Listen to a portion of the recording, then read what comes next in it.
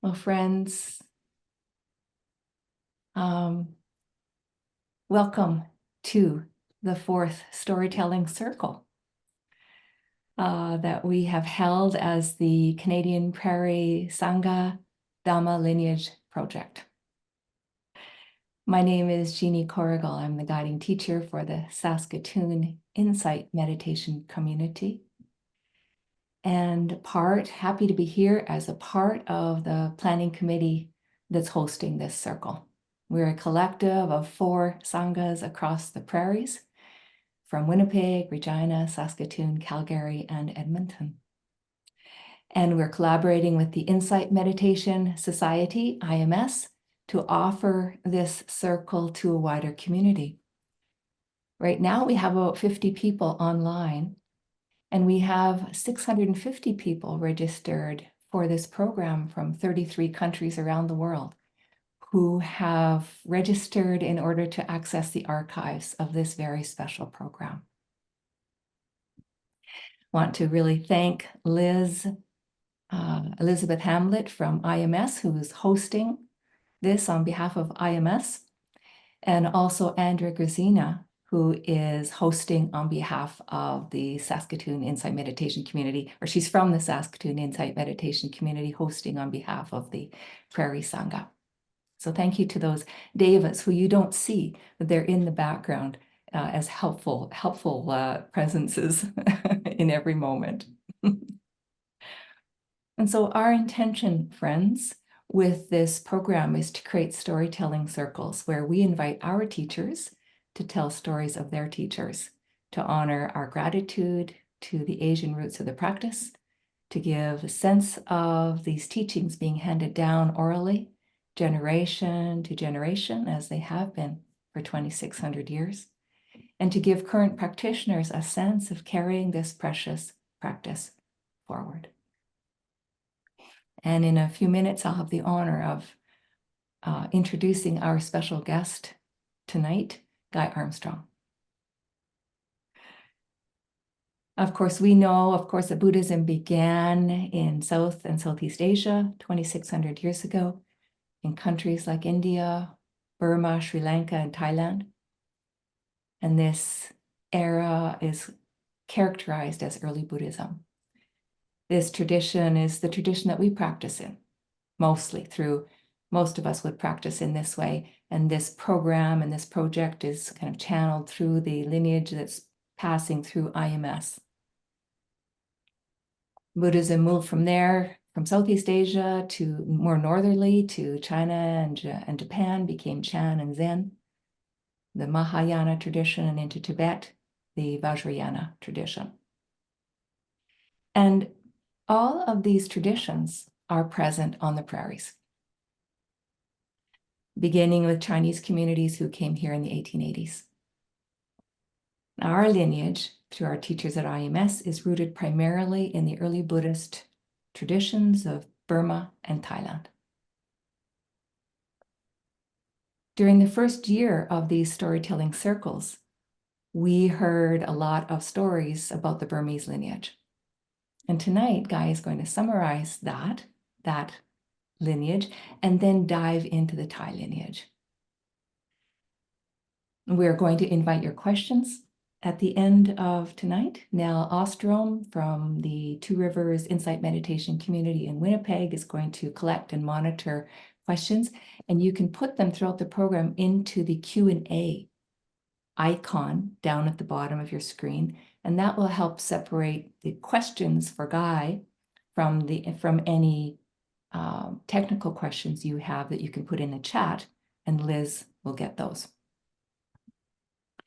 And now Stacey Campbell from the Edmonton Insight Community, and then Chris Gilboy from the Regina Insight Meditation Community will offer some opening reflections, and then I'll introduce our special guest. Thank you, Jeannie. As Jeannie mentioned, my name is Stacey Campbell, and I'm a Sangha member from the Edmonton Insight Meditation Society, which is located on Treaty 6 territory. I wanted to welcome everyone tonight and start by taking a moment to pause and reflect on the land, which you can see on our lovely screens, our prairie-scapes behind us, on the land and the traditional peoples who have been stewards of this land. For wherever you're joining, wherever you are in the world. And I imagine we have many, many people joining from many different places. The prairie provinces, now known as Alberta, Saskatchewan, and Manitoba, are all treaty lands. And so traditional treaties 1 through 8, as well as 10. And so I want to acknowledge that and dedicate any learning that we may have today in the spirit of being treaty peoples, which means being in right relationship with all folks, and as well as the land and all creatures on the land as well. So may all learnings tonight help us live and grow in right relationship in a spirit of peace and reconciliation. Thank you.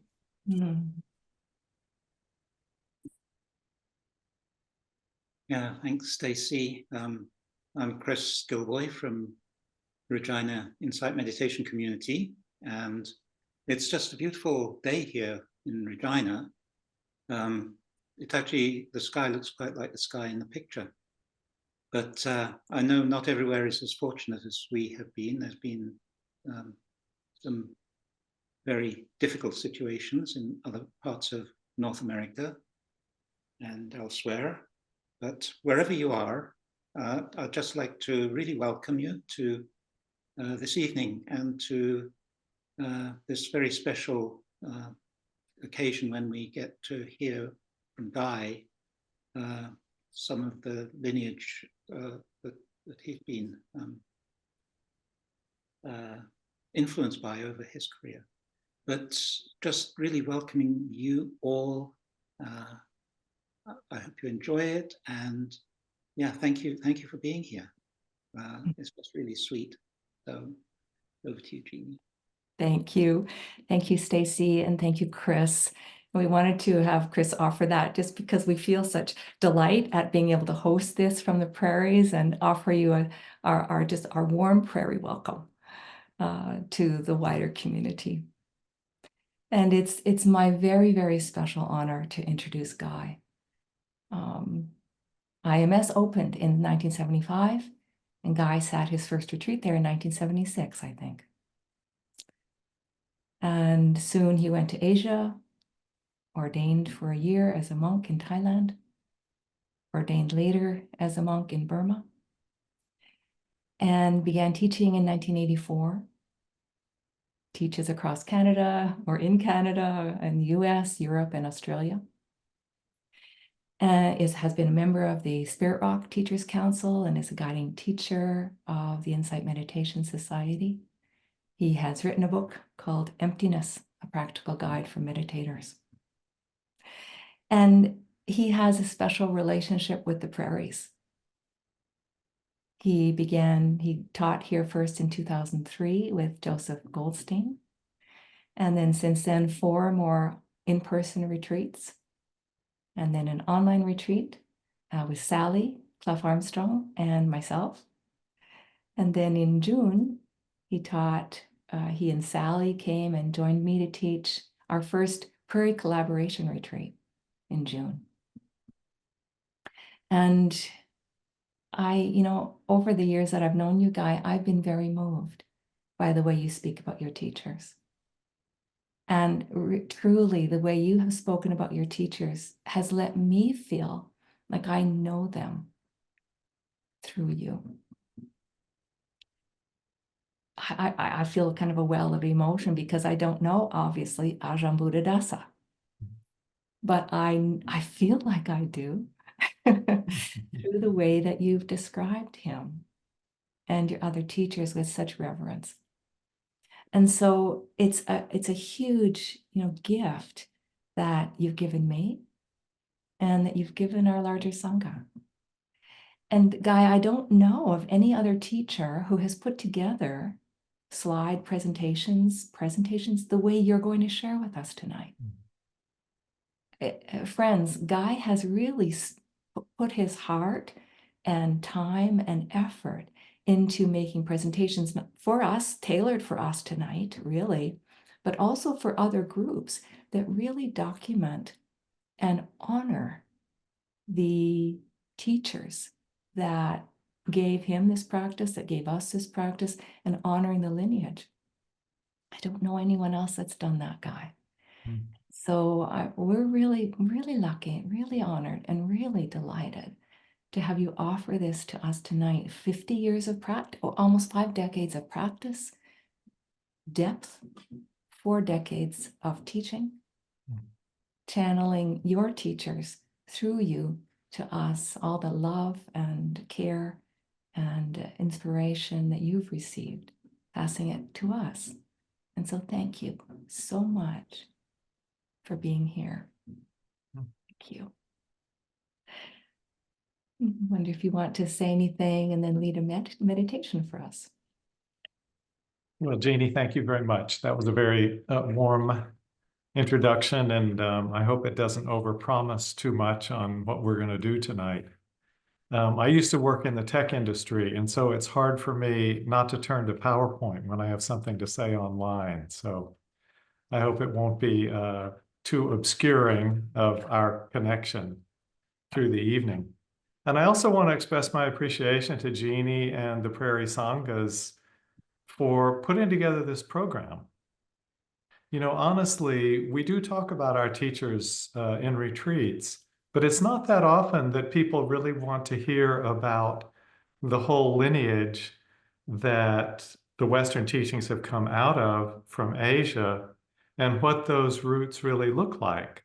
Who were the influential teachers that helped us bring the Dharma to the West? So for me, it's really a special occasion to reflect on where our practice came from, and also something about our responsibility to carry it forward.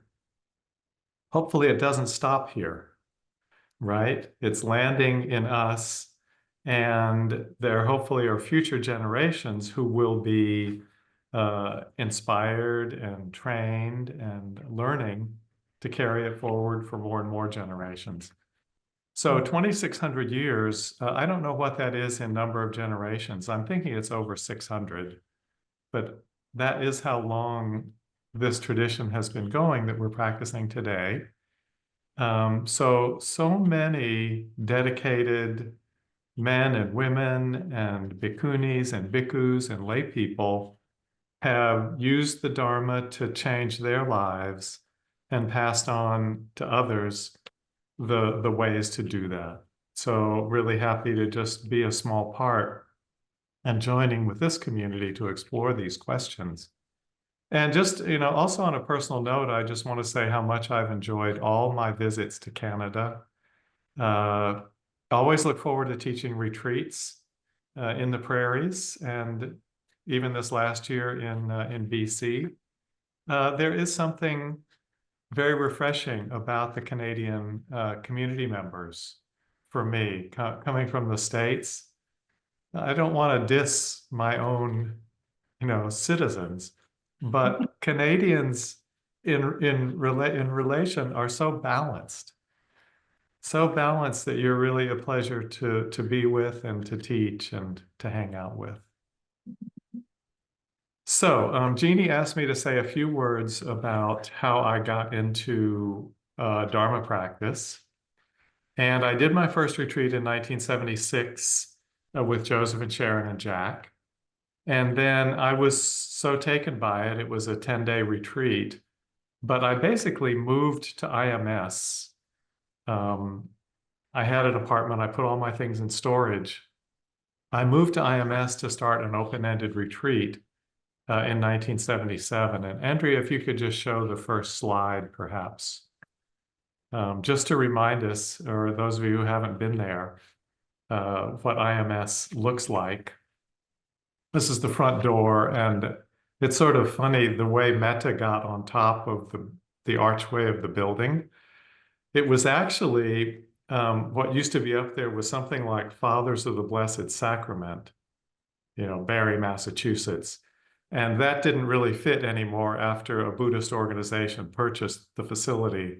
So it was decided just to put up the word metta as kind of our trademark. So this is what IMS looks like today. And I started and I did a 6-month retreat at IMS, and then I came on staff and spent another 1.5 years working for IMS. And that's where I got to know a lot of the teachers, both the Western teachers who were becoming popular at that time, like Joseph, Sharon, and Jack. And also we had a number of visits from Asian teachers in the early years. So that was my first exposure to the roots of our tradition. And then a few years later, I was able to go to Thailand and ordain, as Jeannie said. It was a very interesting time, the late 70s, early 80s, to be around IMS because it was very available to go to Asia and ordain temporarily. There were a number of teachers and a number of monasteries where that was possible. And it's not something that's so easy to do today. If someone asked me today, could I do what you did back then? I wouldn't really know where to send them. But when I went, I had a lot of options, and it was a really beautiful unfolding. So we'll get into some more details about that, but why don't we begin with a meditation? And I want to do a meditation on breathing, mindfulness of breathing. Don't all go to sleep because you're bored. That comes out of a Thai forest tradition. This is a meditation that was taught by Ajahn Lee Damadaro. I'll mention him again later. But it's something that, I bet we've all heard dozens of meditations on the breath. And yet when I started to look into this particular line of teaching, it struck me in a new way. And so I'd like to share it with you this evening through a guided meditation. So if you're willing, please sit comfortably, find your meditation posture. Can be in a chair or cushion or standing or lying, whatever is comfortable for you. And feel your body in the meditation posture. For most of you, it will probably be sitting. And as you settle into your, we'll call it the sitting posture, could also be lying, and that's fine. Feel your connection to the earth. The weight of your body and the pull of gravity is your connection to the earth. So let yourself feel that. And then also feel the upward lift that comes either from the uprightness of your back or your pelvis and chest, upward from the lying posture. And if you're comfortable, let your eyes gently close.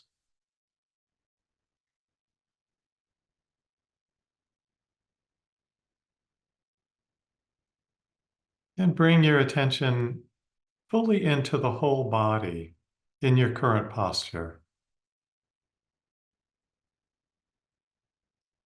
So have a sense that your attention can more or less pervade your whole body, whether sitting or lying.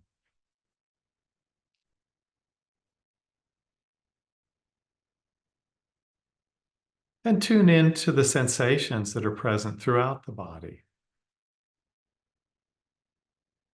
Whether sitting or lying, let yourself be relaxed, at ease, comfortable. And feel the sensations within the body from the inside. Sometimes when we pay attention to the breath, we almost have a sense that we're looking down from the eyes to a different point on the body.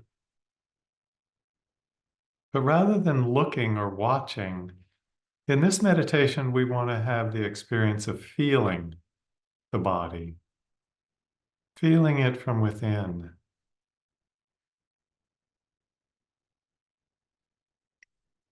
And as you do that, can you get a sense of the energy and the vitality that's expressing within the body right now?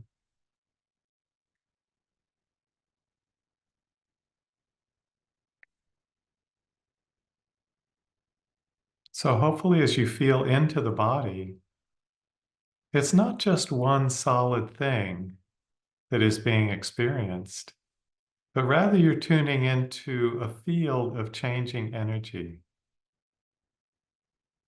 The body is really a dynamic field of sensations. So relaxing into that field, feeling it from the inside.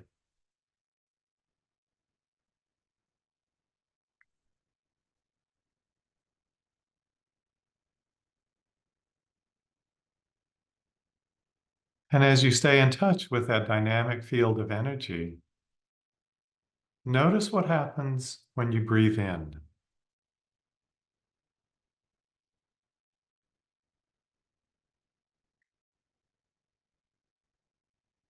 When an in-breath takes place, how does it affect that whole field of energy throughout the body?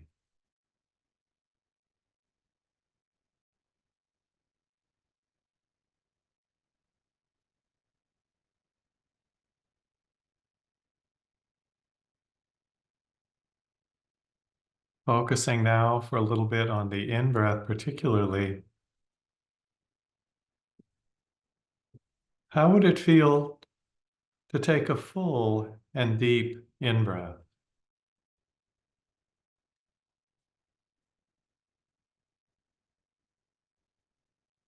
Feeling that throughout the body, how does that feel?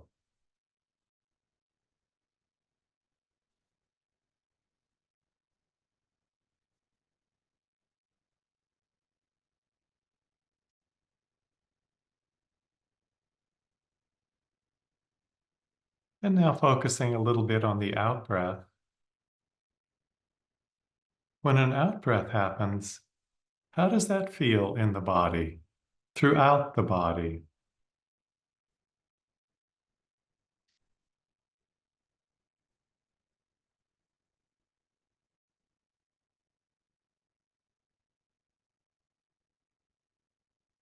How does the out-breath affect this changing field of energy?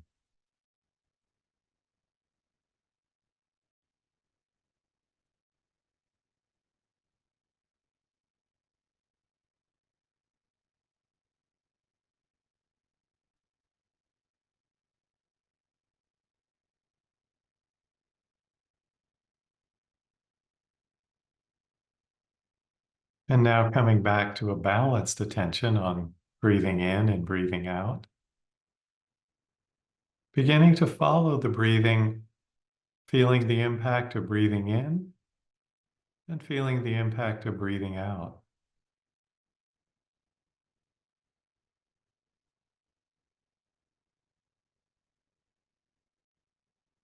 If it's appealing to have the in-breath be very full and deep, feel free to do that.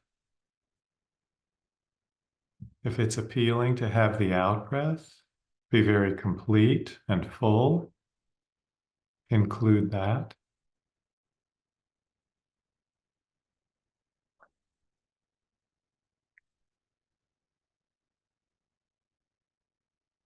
So normally the instructions on mindfulness of breathing might encourage you to focus on a small part of the body, at the nose or belly or chest.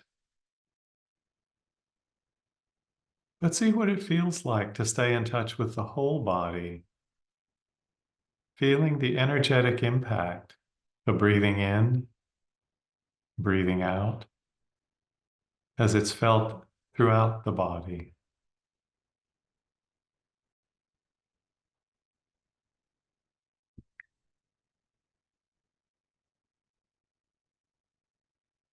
Breathe in such a way that it feels comfortable, inviting, even pleasurable.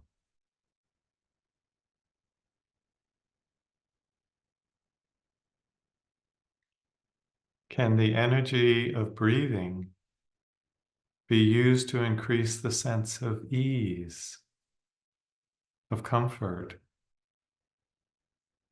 of pleasant experience through the body?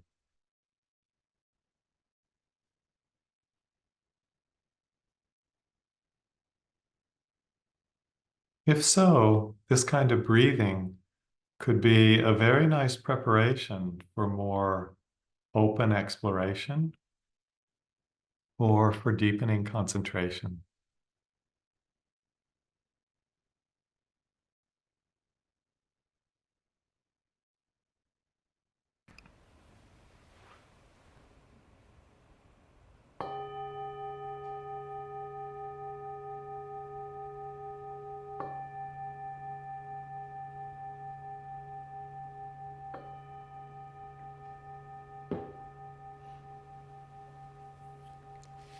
And when you're ready, please open your eyes and come back into the group.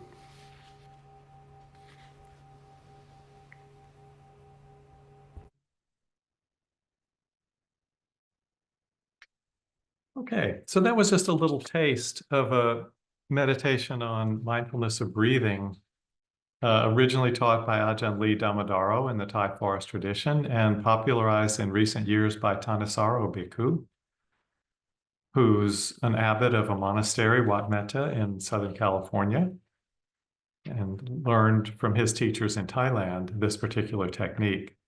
What I like about it is that it offers a complement to the kind of precise focus on sensations that we may have heard through a lot of our Vipassana instructions.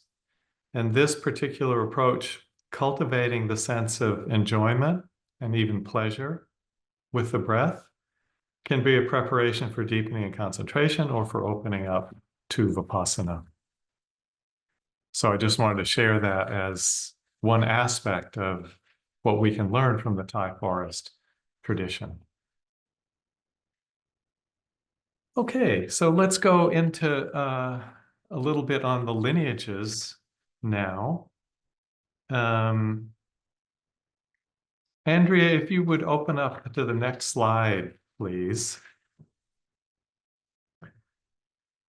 As Jeannie mentioned, the bulk of influence at IMS has come from Burma and Thailand. There have been important teachers from Sri Lanka. There have been important teachers from India, like S.N. Goenka. But of the teachers who are now teaching at IMS and most of the Western centers, the influence has mainly come from these two countries. So I think that previous sessions have explored the impact of Mahasi Sayadaw and his lineage. I want to talk this evening about Paok Sayadaw, who was one of my teachers from Burma. And I also want to mention Tongpulu Sayadaw, who I met when I was on staff at IMS. And then I want to spend even more time going into the Thai lineages, Ajahn Chah and his followers, Ajahn Buddhadasa, who was my teacher in Thailand, a couple of others from the Thai forest, Ajahn Mahabua and Ajahn Lee Damodaro. And I might mention Ajahn Liam or another teacher from Thailand. So Andrea, I'll just chat for a little bit now.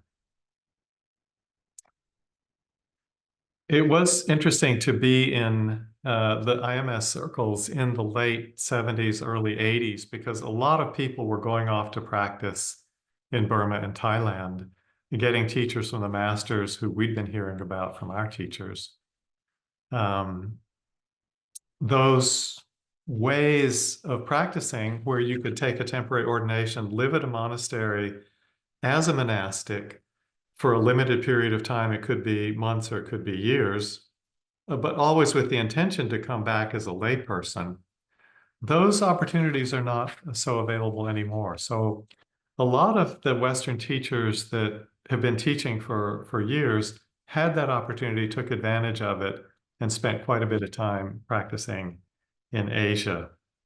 So I want to talk about some of those. I think you've heard other speakers talk about Burma, so I'll just do a little recap. Andrea, the next slide, please.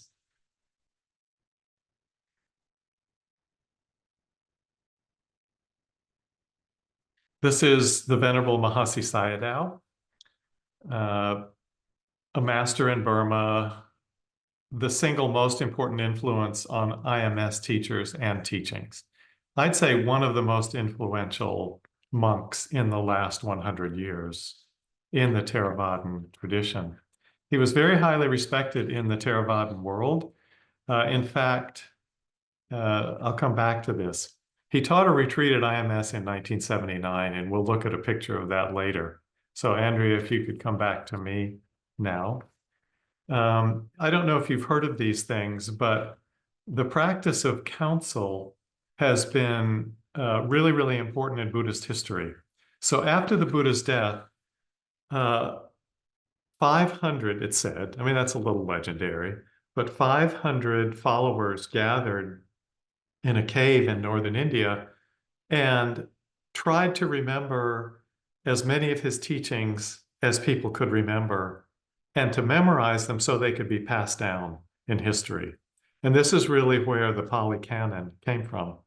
So one group was responsible for the suttas, another group responsible for memorizing the Vinaya, the rules of monastic conduct.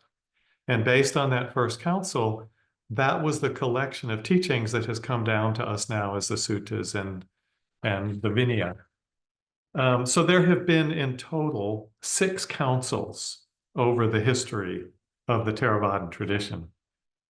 The last one took place in Rangoon in Burma in 1954, and Mahasi Sayadaw was the lead questioner in that council. So he was putting questions to his teacher, an elder monk, so that the discourses in Vinaya that had come down to us could again be examined and any discrepancies between different editions rectified and a new body of teachings collected, which would become sort of a standard for the modern Theravadan world. So Mahasi Sayadaw was like a key figure, the key figure in that Buddhist council, just to give you a sense of his stature in the Theravadan world. And if we could look at another slide, Andrea, the next one. This has some of the students from Asia who were very impacted by the teachings of Mahasi Sayadaw. So you probably heard Joseph talk about Manindraji, and in the next slide, the next picture, Deepama. And Sayadaw U Pandita was a very important teacher for both Joseph and Sharon and beyond. Carol Wilson, Kamala Master, Steve Armstrong, all practiced with Sayadaw U Pandita in Burma, and he influenced their teaching and understanding a great deal. And then a later teacher, Sayadaw U Tejaniya, came along in the Mahasi lineage, really a student of a Dhamma brother of Mahasi named Shwe U Min, but a close connection to Mahasi Sayadaw himself. And if we could, yeah, Andrea, one more slide, please.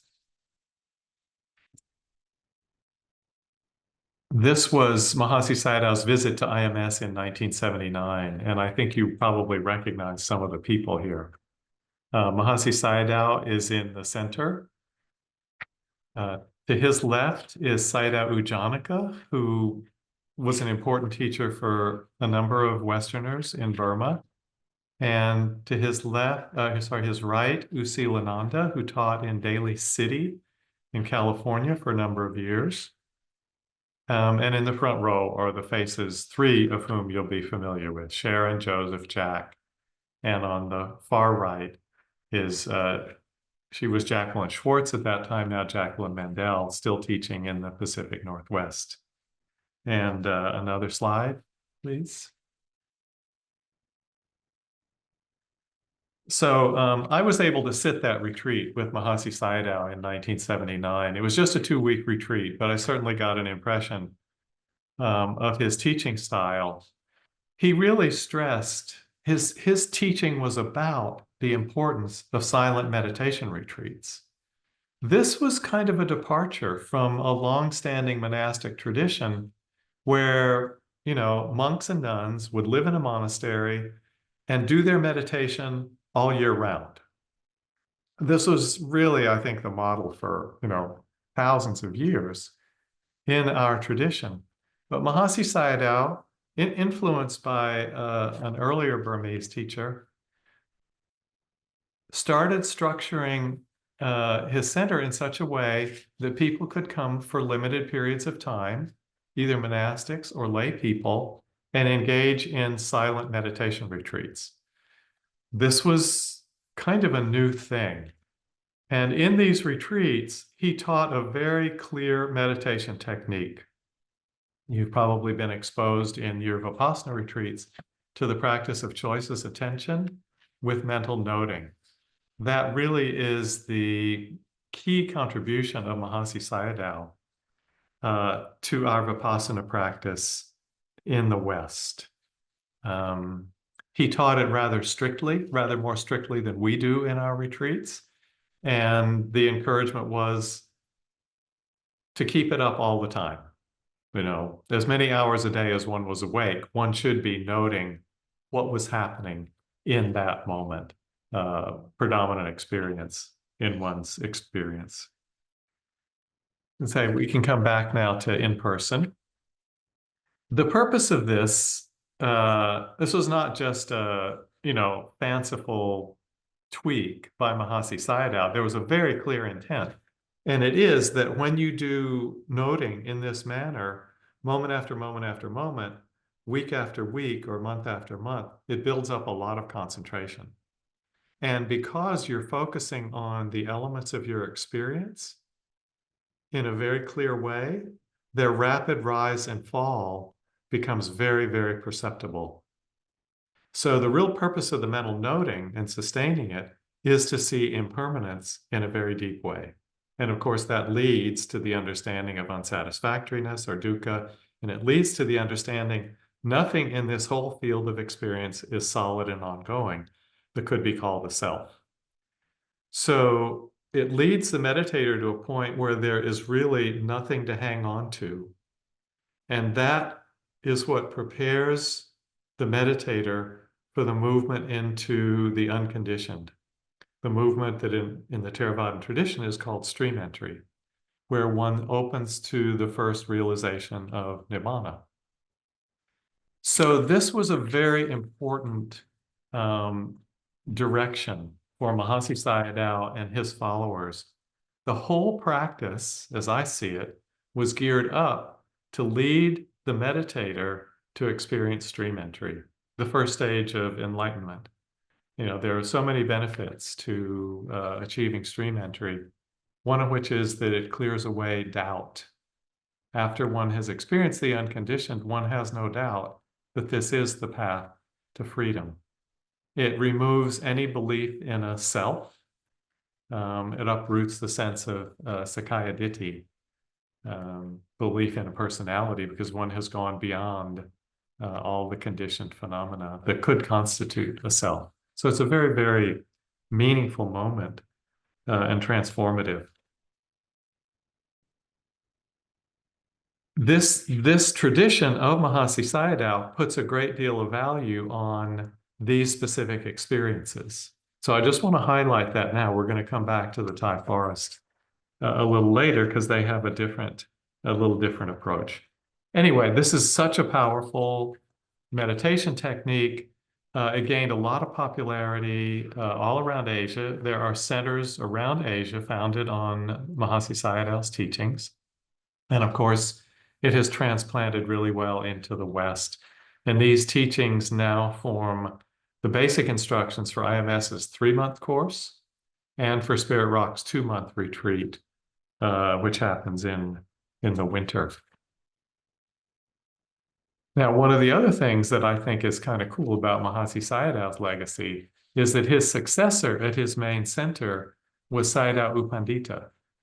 And again, many Westerners went to practice with Sayadaw U Pandita in his lifetime in Burma. And among the students who went there, Joseph and Sharon were taught the practice of intensive loving-kindness meditation by Sayadaw U Pandita. And it's because of that legacy that we now have metta retreats at IMS and Spirit Rock and other centers that I don't think would have been there without the teaching from Sayadaw U Pandita. The practice of intensive metta came from the Mahasi Sayadaw lineage. Okay, I think that's mostly what I wanted to say about the Mahasi lineage, and you've heard more from, I think, from earlier speakers. And Andrea, could we go to one more slide, please? I want to talk now a little about my Burmese teacher, who is Paok Sayadaw. This is a photograph of him taken when he was teaching at IMS at the Forest Refuge. You may recognize the building in the back if you've been to the Forest Refuge. That's the little cottage that he was staying in. His main monastery in Burma was in Mulameen in the southeast of the country. And he is known for a very rigorous system of strong concentration known as jhanas. It is based on the descriptions of jhana from the Visuddhimagga. It is a very high bar of concentration, but it is something that he has mastered and has wanted to pass on. And he's also a great Vipassana teacher, but for the most part, he asked his students to achieve really high levels of concentration or samadhi before he would teach them Vipassana. If you really wanted, he would teach you, you might say, a little weaker version of Vipassana if you didn't want to go the samadhi route. But his preference was that you develop strong samadhi and then open up to his teachings on Vipassana, which were very, very powerful. So if we could come back now to the present, Andrea. So many people in our Vipassana community have practiced with Paok Sayadaw, some in Burma, some in this country. He was at the Forest Refuge on that visit. He taught for 4 months. And his schedule, like it was in Burma, is quite rigorous. So he would ask people to sit 8 hours a day. And this may not sound exceptional, but if you've sat a Spirit Rock or IMS retreat, check it out sometime. Count up the hours a day that you sit there. And it's a rare person who sits 8 hours a day. So that was his beginning point, 8 hours a day sitting. The shortest sitting was 1.5 hours, and the longest sitting was 2 hours. So it was definitely a challenging schedule for people to take up. And the instruction was, follow the breath at the upper lip. Now, we just went through an exercise from the Thai forest tradition where we're feeling the breath in the whole body. That's a very kind of expansive way to practice mindfulness of breathing. And I hope you got a sense of the pleasure that can come, the ease that can come from that approach to mindfulness of breathing.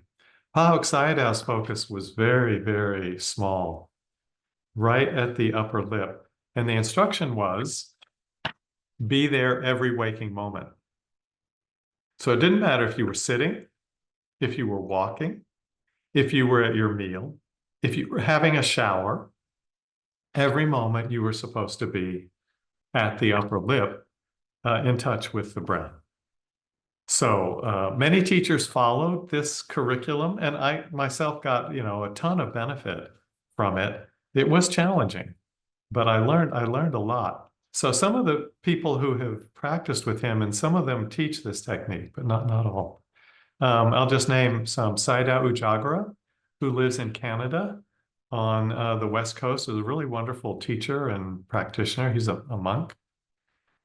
Joseph sat with Sayadaw at the Forest Refuge. Sally and I sat with him there. Winnie Nazarko, Shyla Catherine, Pascal Auclair, all of them have sat long periods with Paok Sayadaw. And so now, Andrea, one more slide, please.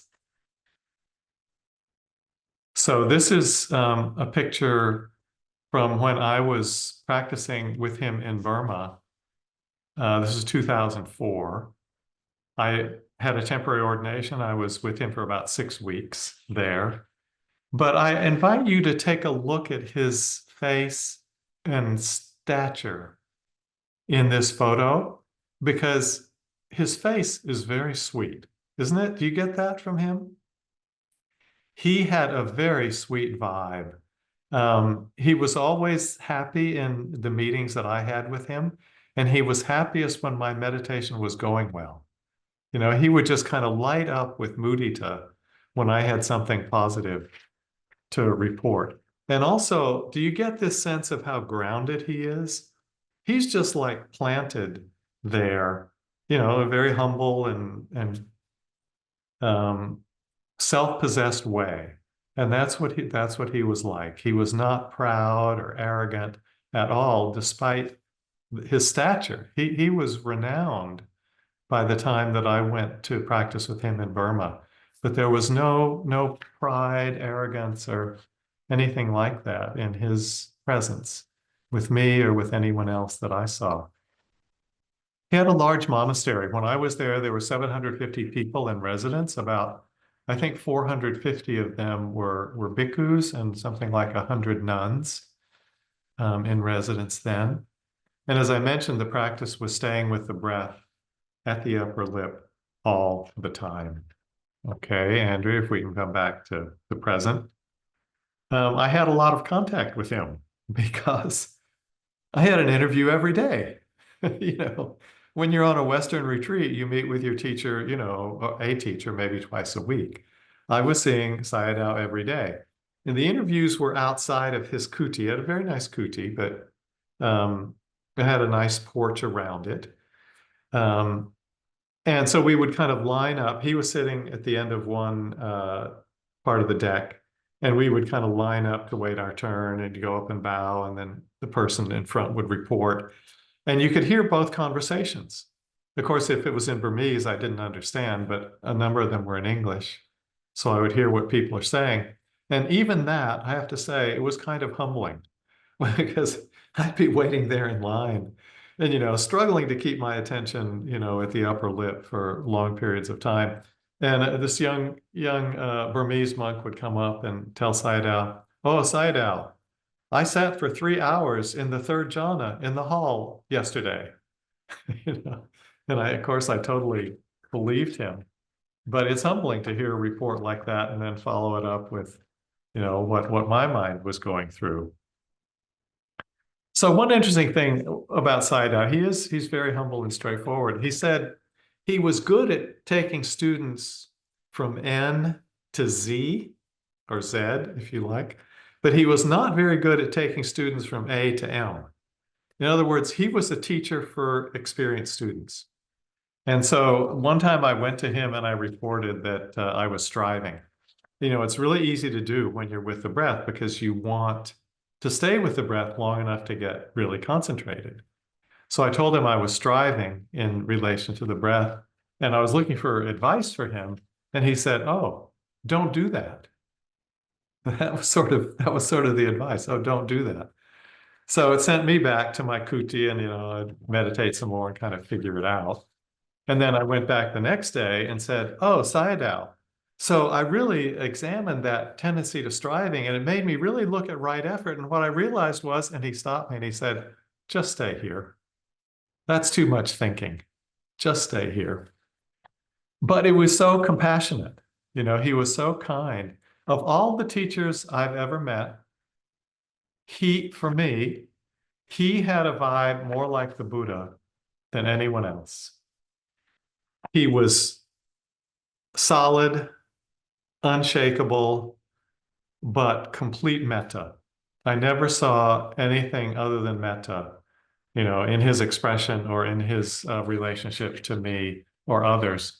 You know, it's not that often we get a read on the personality of the Buddha, but I find there's one comment in the Pali Canon that I know of where a king's personal physician went to attend to the Buddha. And this physician, his name is Jivaka, later became a disciple of the Buddha and serious student of the Dhamma. But his report on the Buddha was that his main characteristic was his metta. That's what he felt in the presence of the Buddha. And you could see how that would lead to him being such an effective teacher, because people really felt they could open up and trust and relax, and then his teachings could really go in. The other time I was reporting on other hindrances to Sayadaw, and his response was, "Oh, if you're sleepy, pull your earlobes." He said, "If there's aversion, do metta." That was his hindrance talk, right? How many hour-long hindrance talks have you listened to? Sayadaw, pull your earlobes or do metta. Go back and meditate. But it does kind of work. I'd never heard that one before, but actually pulling the earlobes does work pretty well. So there's one more Burmese teacher I'd like to tell you about. Andrea, next slide, please. This is a teacher named Tongpulu Sayadaw. He's no longer alive. He was also from Burma. He came and taught at IMS in 1979. That's where I met him when I was on staff. I didn't sit that retreat, but I listened to his Dharma talks. And you'll notice he's wearing dark glasses. Tongpulu Sayadaw practiced in a cave for 33 years. So I want to tell a little story about that. He was reputed to be an arahant, which, as you probably know, is the level of full awakening in the Theravadan tradition. It's the goal of Vipassana practice, really.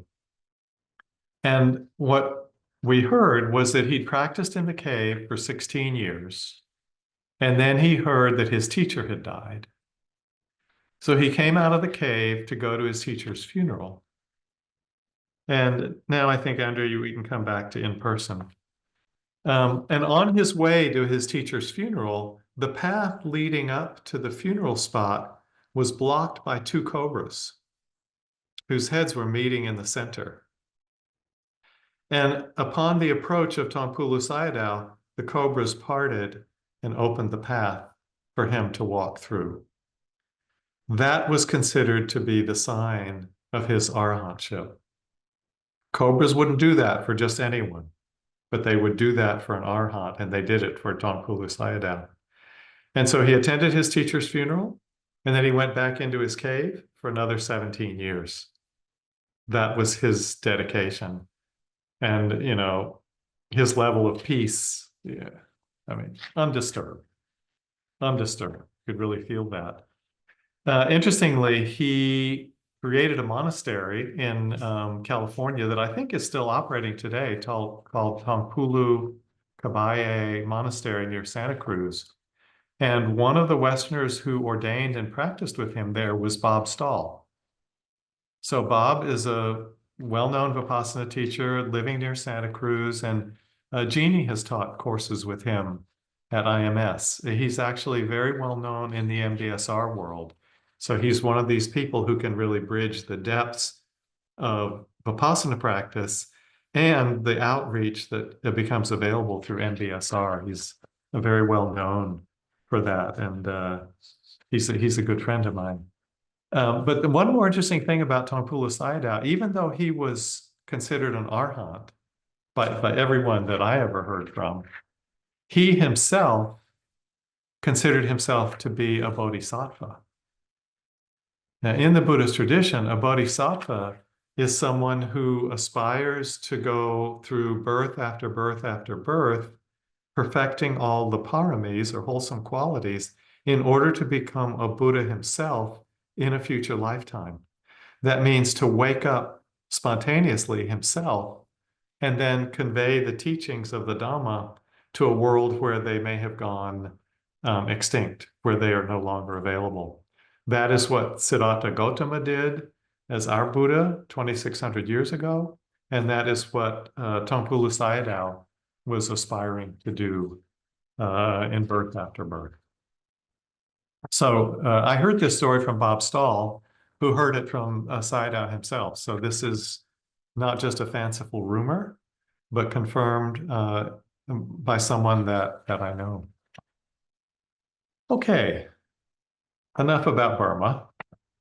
Let's go to Thailand. So I want to give a little intro before we go into slides here, and to say that that I want to focus primarily on the Thai forest tradition, although I'll talk about one or two teachers who are not formally, strictly within that kind of tradition, but I want to talk about why the Thai forest tradition is so important to us today. In the time of let's call him the Bodhisattva, Siddhartha Gautama, when he set off on his journey to become the Buddha, he was a wanderer. He lived in forests. He would go to get teachings from different people that he met. But the general form for the group that he was in was a wanderer. There were settled communities of some sects. The Brahmins certainly were settled. The Jains were fairly settled. But there was this other whole group that were wanderers, recluses, ascetics, just kind of wandering around northern India, looking to discover, freedom, liberation, the spiritual quest, the spiritual journey. Siddhartha Gautama was one of those. And then when he became fully awakened and became the Buddha, he started to teach others. Most of the people whom he taught were in this style of wanderers. And so a lot of the early Bhikkhu Sangha were people who lived in the forest and went to beg for alms to get their daily meal. That was the lifestyle. So the Buddha set up rules for his Sangha, and a lot of them followed this wandering style of living very simply in the forest. So you hear this once or twice in the discourses where the Buddha will say, bhikkhus, there are these empty huts, there are these roots of trees. Meditate now so you don't regret it later. So he was just sending his community out to sit at the roots of trees. But they couldn't keep food overnight, so they'd have to be close enough to a village to wander in the next day with their bowl to receive alms food to keep sustaining their body and keep sustaining their practice. So this was the form of the early Bhikkhu Sangha around the Buddha, were monastics living in the forest and then going to nearby villages for alms food. Now, I say the bhikkhus because the bhikkhuni order were not really encouraged to live this way. The nuns order was not encouraged to live this way because there was concern for women living off on their own in the forest. And so for their safety, they were instructed to live in settled communities. So it was mostly the monks who practiced in this style.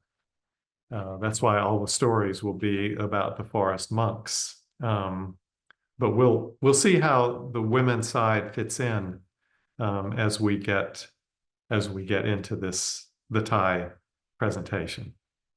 So only really later, after the Buddha's awakening, were monasteries established where monks and nuns together could settle and live in a settled environment near to a village or a town so they could receive support, but live in a community with like-minded people.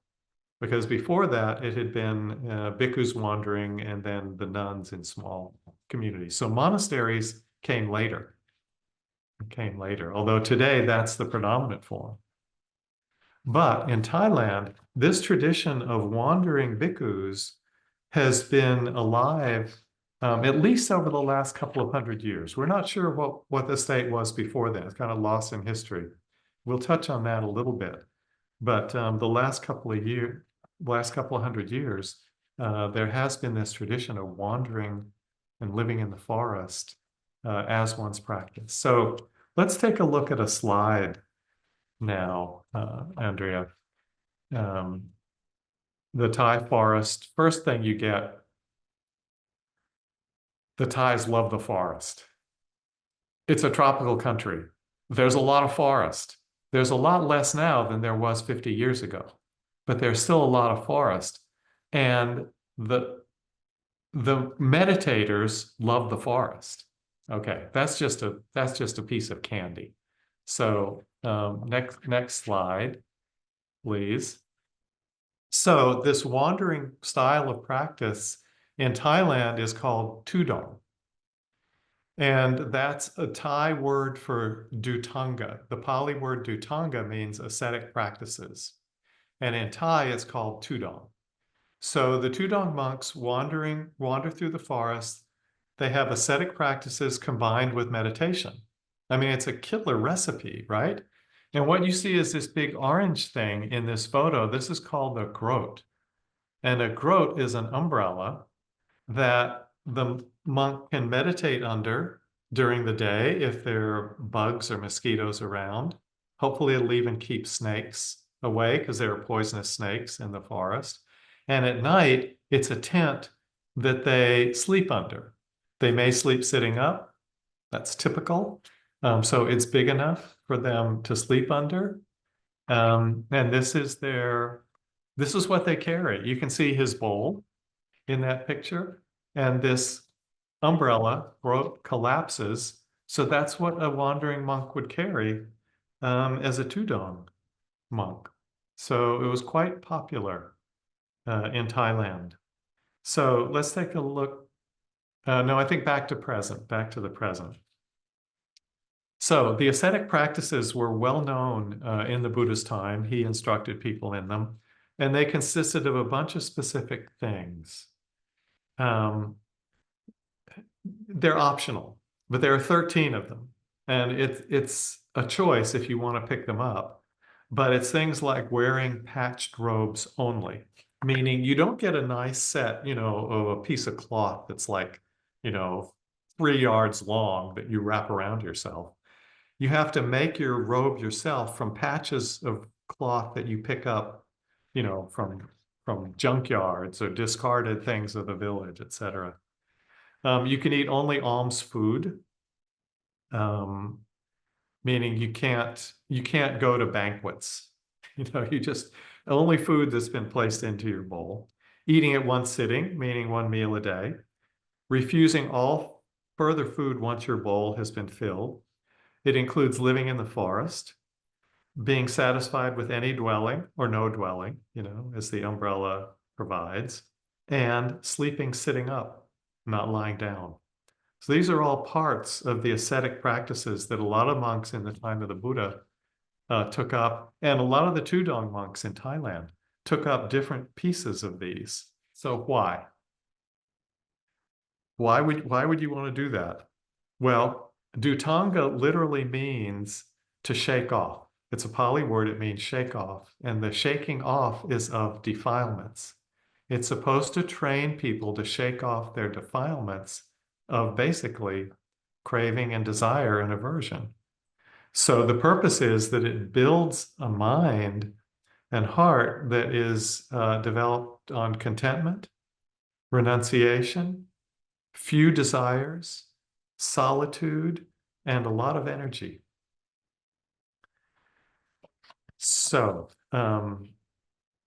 this is what the forest monks in the Thai forest tradition were aiming for. And Andrea, if we could have the next slide. Why, what's this Tudong stuff all about? This is from the time of the Buddha. Just as a bird, wherever it goes, flies with only its wings, so too the bhikkhu goes everywhere with just robes and a bowl. Now they didn't have groats back then, maybe, but this is the lifestyle. I loved this when I was a monk. I could pack everything up. I had a bowl, and I put my toiletries in there. And then I had a bowl bag, which would go over my shoulder, and I put my spare robes in there. And then I'd have a shoulder bag when I'd have a journal and pens and other just little implements, any medicine. And I could put those 2 things together on my shoulder and head off. If I got to a bus, I could go anywhere for free. If I got to a train, I could go anywhere for free. I could show up at a monastery. They'd take me in, feed me, house me, take me to a doctor if I got sick. The life of the bhikkhu was so free in that way in Thailand because there was such widespread cultural support for the practice.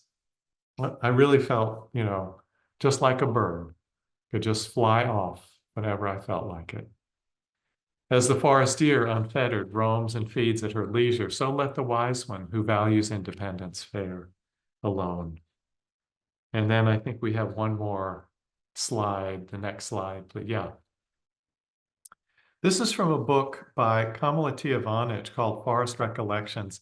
It's the best single book I know on the Thai forest practices. And she goes through the ancient history, goes through the modern history and how people were doing it. And I love the way she expresses it. Monks valued wandering as an ascetic practice, as a means of training the mind to face hardship and the unpredictable. Whenever they wandered far from the relative comfort and security of the monastic life, they had to contend with fear, pain, fatigue, hunger, frustration, and distress. And sometimes they risked death. This was not an exaggeration. Sometimes monks would come across the skeleton of another monk and their robes in the forest, and not knowing whether they died from hunger, a poisonous snake, or whether they'd been eaten by a tiger. There were still tigers in the forest in Thailand at this time. A monk never knew where he would spend the night, where the next meal would come from, or what difficulties he would encounter. He learned to live with insecurities and discomforts, life's inevitable dukkha. So this is a fantastic training for the mind, for those who have the spirit to undertake it. And some of that spirit still lives on in the tradition today, even though not as many people are wandering quite in this style. So let's see how this got, let's say, restarted again. Next slide, please, Andrea. So this is a monk that not so many Westerners have heard of. His name is Ajahn Sao. And he was born in the mid-19th century. And he was the one who revitalized this wandering style. You can tell he didn't eat a lot, right? I mean, this is part of the ascetic life. You don't eat a lot of food. So he really started this off again and revitalized the practice of wandering in the forests in Thailand. He didn't give a lot of verbal teachings. People hung out with him and they emulated him. But I'll just say one of the things he was known for is he had an ability to levitate. He had strong concentration, and he had the ability to levitate, which certainly would have been impressive to see. Anyway, next slide is one of his students, most famous, was Ajahn Mun. Also not very well fed. You can, the asceticism just kind of radiates, doesn't it?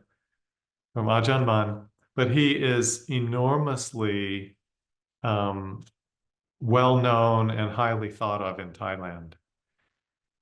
Even though his teacher was Ajahn Sao, Ajahn Mun became so prominent because he taught so many great disciples.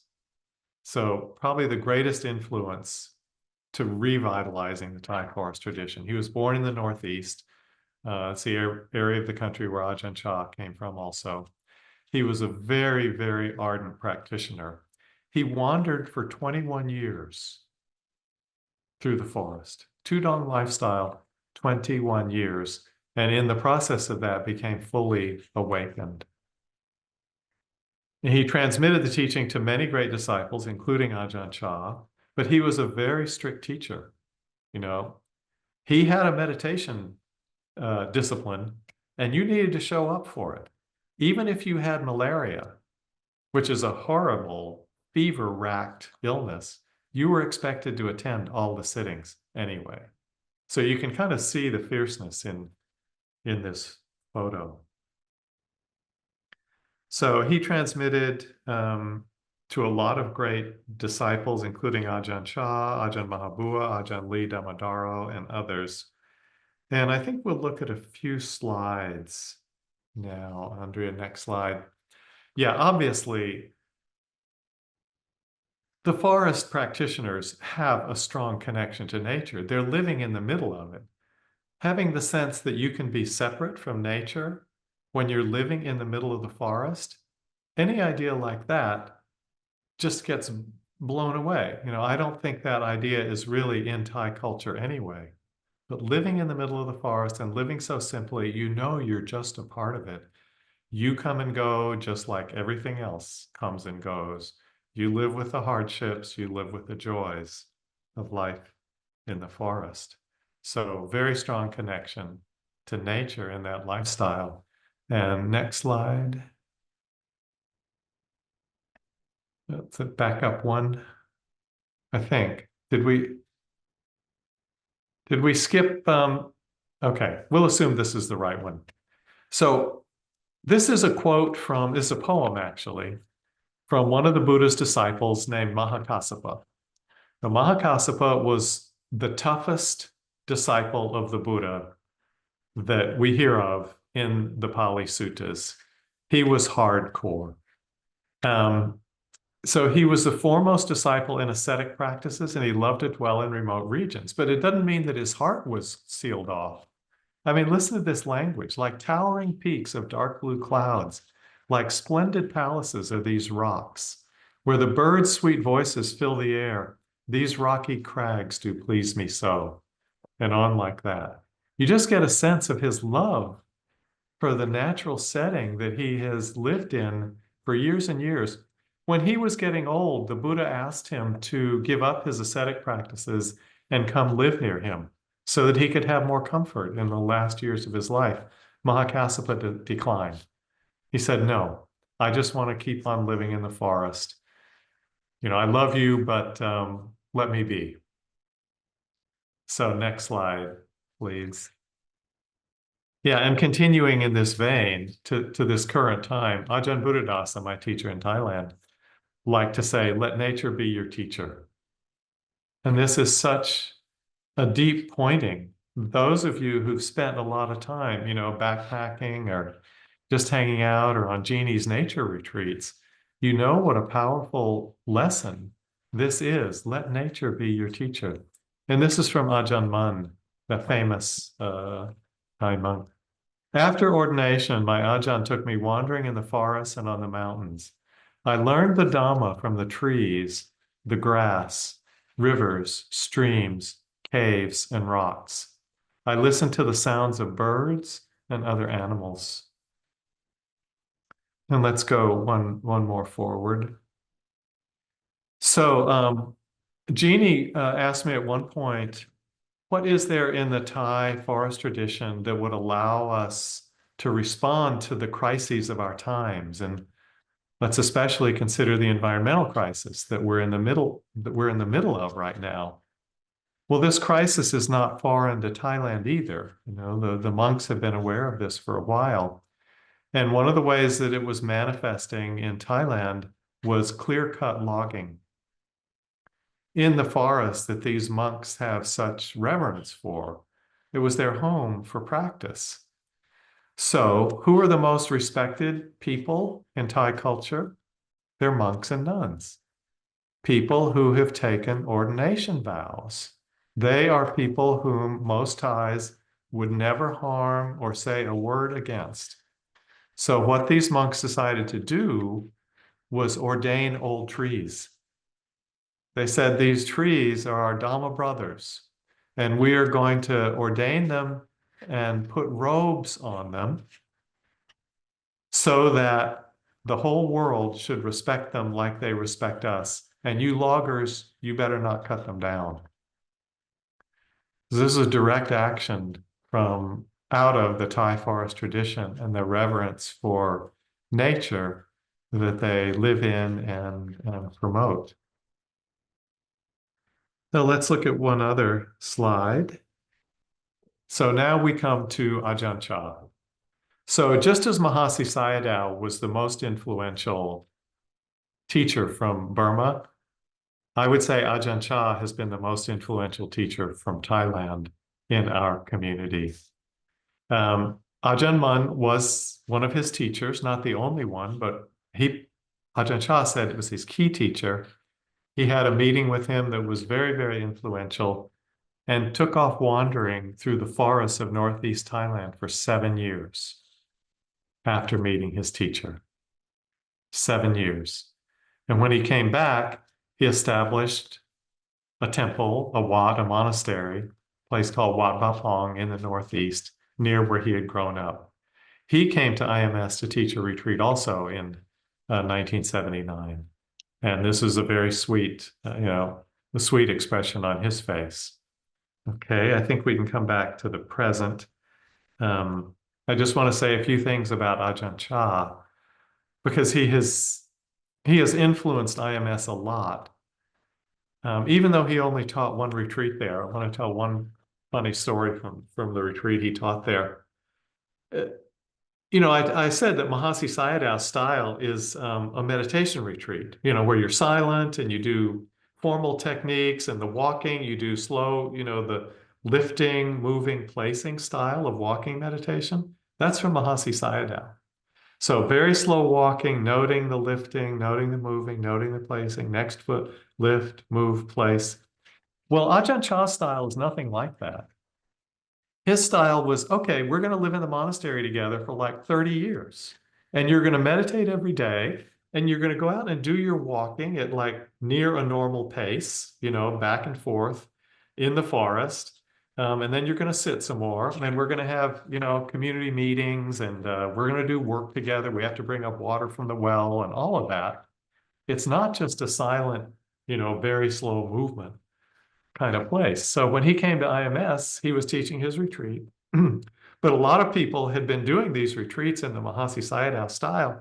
So out on the front lawn, if you know IMS, it's got a big front lawn. All these good yogis were doing their very slow lift, move, place, lift, move, place. So Ajahn Chah was quite amused by that. And he would go up in the afternoons, and he would go up to one of the meditators doing that walking, and he'd say a few words in Thai. And then he'd move on. He'd go to another meditator and say a few words in Thai, and then he'd go on. So in the evening, people asked Jack Cornfield, who was translating at that retreat, what was Ajahn Chah saying to everyone when he would go up and talk to them? And Jack said, oh, he was saying, I hope you get well soon. It kind of looks like that, doesn't it? If you're not familiar with it from the outside, it kind of looks like that.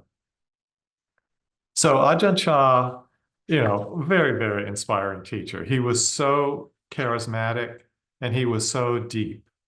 People assumed he was an arhat, fully enlightened. He never said one way or another, but I don't think anybody saw evidence to the contrary either. And there are great books by him and about him. I'll put up a reading list at the end. And we'll get to a little bit of his teaching style later. But very, very influential. He had a lot of Western disciples, and I think this next slide shows that.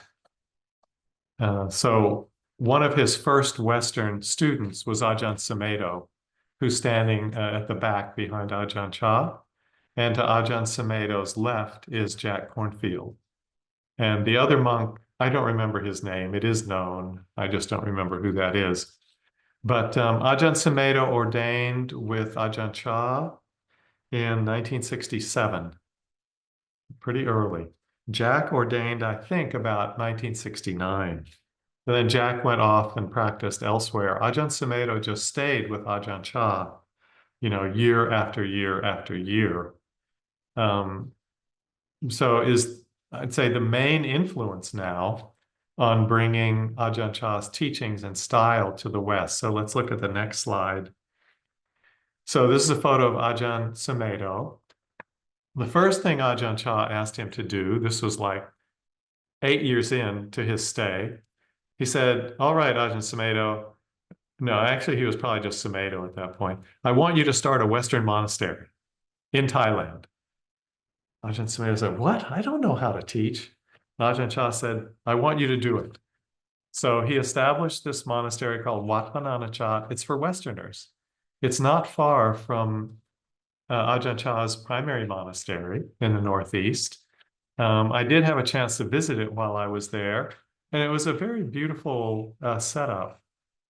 It was a place where I really got the first sense of how the Thai forest tradition works in a monastic setting today, because we each had our own little hut out in the forest. So we were living very close to nature. But we would come back together for group meditations and for work periods. So we couldn't just hang out in our kuti all day long, the way we might if it was just a meditation monastery. It was also a community monastery, and people there, very dedicated. Ajahn Sumedho was the first abbot. And then after a few years, Ajahn Chah said, now I want you to take this to the West. So Ajahn Sumedho relocated to London. He's American, but he relocated to London and was given a house in near Hampstead Heath, sort of a suburb of London. And from his teaching there and work there, someone offered him a piece of forest land with an old house in the countryside. And that became Chithurst Forest Monastery in England. And so finally, there was a forest for Westerners to live in and practice the Thai forest tradition here. And then that became very successful. And then the next piece of offering came his way, became Amaravati Monastery in 1985. This is now his seat in the West, and it's where he's still living. Let's take a look at some other slides, Andrea, next. Just some key Western teachers from this lineage. It really has spread quite a lot. Ajahn Pasano, abbot of Abhayagiri. Ajahn Amro is the current abbot of Amaravati. Ajahn Suchita was abbot of Chithurst for a quarter century. Aya Ananda Bodhi and Aya Santa Chitta, founders of Saranaloka in California. And Aya Medanandi, founder of Sati Saraniya in Canada. I think that's in Ontario. Anyway, she's meant to be a lovely and very accomplished teacher. Might be worth looking into. And then also, next slide, many lay teachers from this lineage, people who were formerly monks and then disrobed, but are carrying on the teachings. Kittisaro and Tanisara started a meditation center in South Africa, Akinchino, teaching in Germany, Santi Caro, sat with Ajahn Buddhadasa, is now in Wisconsin. I think that's enough. Let's go to one more slide now. Yeah. So I want to step out of the Ajahn Chah lineage. And this is the teacher that I really got to know when I was in Thailand. This is Ajahn Buddhadasa. His monastery is called Wat Suan Mok. It's in the south of Thailand near a town called Suratani. He didn't go through the typical Thai forest tradition. He was born and raised in the area where his monastery is. He did a lot of formal study, learned Pali, studied the suttas, and also meditated. So he's both a scholar and a meditation master. So this made him, well, I should fill in a little more about his biography. So let's come out of the slides, and I just want to talk a little bit about Ajahn Buddhadasa. He was an original. He was very independent-minded, and he wasn't satisfied with what the mainstream study monks were doing at that time in Bangkok. He felt they'd lost the thread a little bit. Because when he started doing his own meditation, his meditation was deepening, he had his own take on what the Buddha was saying in the suttas, and he wanted to teach his understanding. So he has a very fresh perspective, non-dogmatic, very interested in inquiry and investigation, and that made him enormously friendly to Westerners. So quite a few Westerners went and practiced with him early on. Christopher Titmuss spent time there, Jack Kornfield spent time there, and by the time that I arrived there, I was there at the same time as, you'll see a couple of these people later, Rodney Smith and Carol Wilson. We were good friends from IMS, and we were at Ajahn Buddhadasa's together.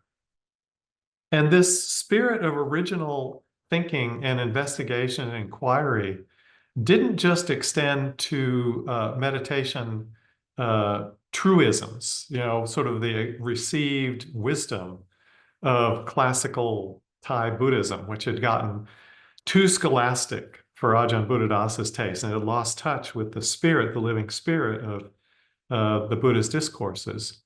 So he really revitalized that, but he was also not shy about speaking out on political issues. He and his Dhamma brother, Ajahn Panyananda, we'll get to a photo of him a little later, were quite outspoken during times of internal struggle and crisis in Thailand. And it didn't win them any favoritism from the government, but they didn't back down.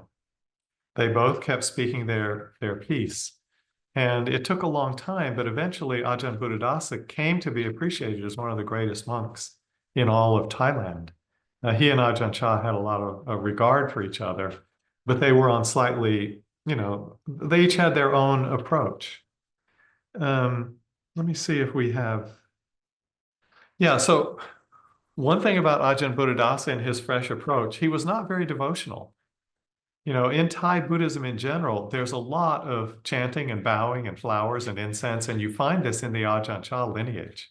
Even in the West, you find quite a bit of this. Ajahn Buddhadasa was not interested in that. The only times that we really had much chanting at the monastery was when a meal had been offered from lay people, and we wanted to chant basically to thank them and, acknowledge their merit in doing it. Monks have to chant the rules of the discipline every 2 weeks, but Ajahn Buddhadasa set up a place for this out of doors.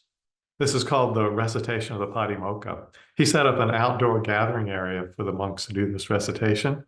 If there was the slightest bit of rain, it was called off. So he was just not into the formal, strictures of monastic life. He was into the living spirit. So one of his real contributions was teaching Anapanasati. He really developed strongly mindfulness of breathing based on that discourse in the Pali Canon, and taught it a lot. He also really appreciated emptiness. There were not so many Thai teachers at that time who would speak on emptiness, but Ajahn Buddhadasa made it a main theme, especially in his book, Heartwood of the Bodhi Tree, which I really recommend. Okay, let's look at a couple more pictures, and then I want to just say a few quick things in summary. So this is a photograph of Ajahn Buddhadasa with a few of us. This was basically the Western contingent who were in robes in the Rains Retreat in 1982 at Wat Suan Mok in Thailand. So you probably can tell I'm on the far left. The front in the white robes is Mei Chi, Carol Wilson. Carol was a nun, and that's the white robes are the symbol of her status as a nun. To my left is Rodney Smith, a well-known teacher from Seattle. And then 2 over from Rodney is an old friend of ours named Gary Butt, who was on staff with all of us at IMS. So 4 of us here were on staff at IMS together. And we kind of, and really enjoyed the occasion to connect again under Ajahn Buddhadasa in Thailand.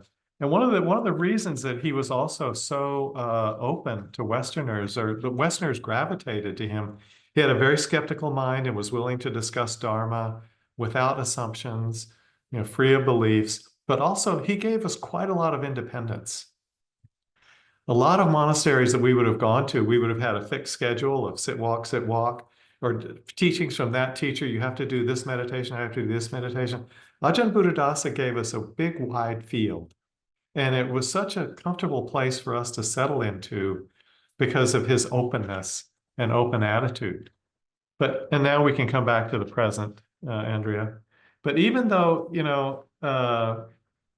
he had this very deep dedication to the discourses of the Buddha, he also had a very broad mind to other Buddhist traditions.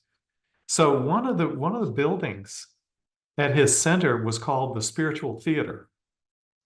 And in the Spiritual Theater, he collected a bunch of artworks, or he had them recreated from all over the Buddhist world. So he had paintings in there from Chinese Chan, he had paintings from Japanese Zen, and that was the first place I saw this particular painting, which you may recognize. It's a Tibetan tanka called the Wheel of Life, the Bhava Chakra.